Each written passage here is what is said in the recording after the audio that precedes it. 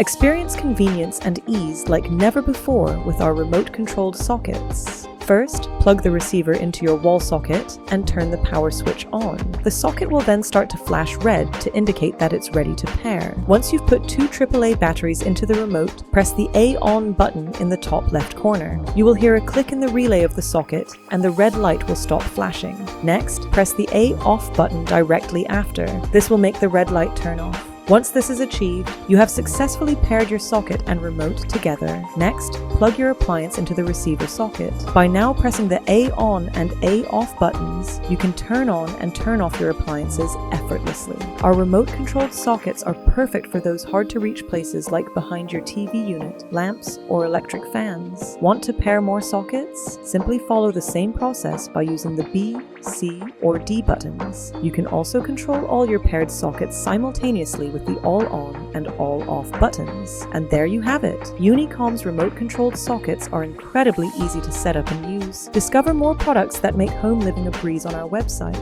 Check out our full range and find the right product for you to help with home living.